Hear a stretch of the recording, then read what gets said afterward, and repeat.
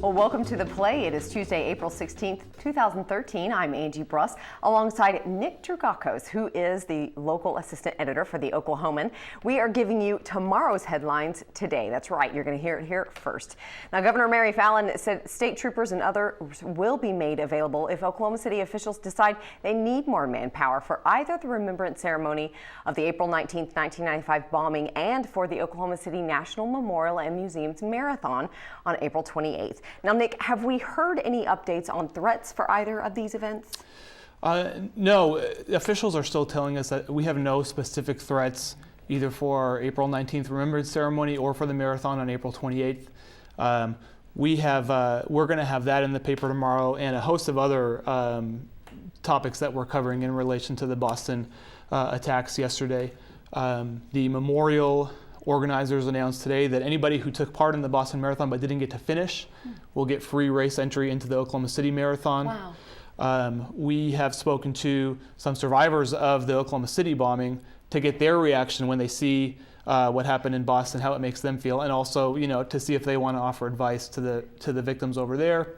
We've got our sports department talking to people who are running in the marathon coming up here in Oklahoma City to kind of take the pulse of people. What are you thinking as you go into the race, and does it kind of change how you look at it? So really putting a lot of resources into a good presentation tomorrow, trying to cover what happened in Boston and how it affects us here too. Yeah, and obviously good news so far that there have been no threats, obviously, that we know of. Yeah, and the feeling is from race organizers that they want to go ahead with the race. We want to say, just as they held the race, initially the origins of the race were to say we're not going to be beaten. Right. We're going to go ahead and go forth and do this. Exactly. That's the same kind of message they're trying to put forward now. Exactly.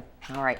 Well, Supreme Court justices appeared torn on Tuesday over whether a federal law intended to protect Indian families should allow a Cherokee father to take his daughter from the adoptive parents who have been raising her. Tell us about this case. Yeah, our Washington Bureau reporter Chris Castile was at the Supreme Court today covering this, and I think you said it just right.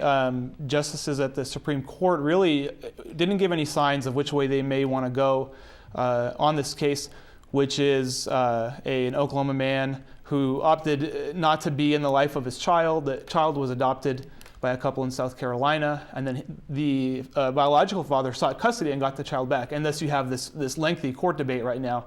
Like I said, we've got our reporter in the court, and we'll have more coverage on that in the paper. All right, well, now the City Council will have a presentation on a transit study and could discuss its next steps. Now, what do we know about the study? They are looking at ways to improve bus service in Oklahoma City. One thing the study recommended was to actually cut back on some of the reach of the routes that they run right now. And they think by doing that, it'll increase efficiency, make the buses run faster, because they're notoriously slow in Oklahoma City.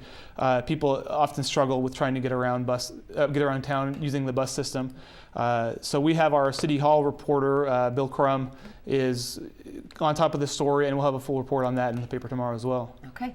And obviously, what everybody is talking about, the U.S. Geological Survey reported several earthquakes Tuesday in central Oklahoma. How big were these quakes? The biggest one that has been reported was a magnitude 4.3. They've ranged from as high as that down into the mid 2s or so. Wow.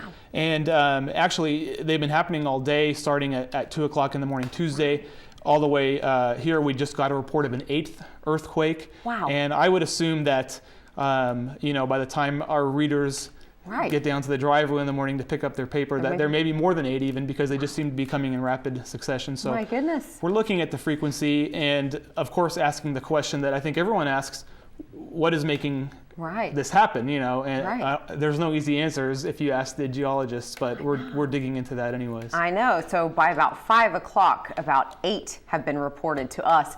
We'll see. There may be more throughout the evening. Wow. Interesting stuff. Obviously, some very good headlines that we have for tomorrow, which is Wednesday's Oklahoman. You can check that out, obviously, in the Oklahoman and on newsok.com. Nick, thank you so much. Sure.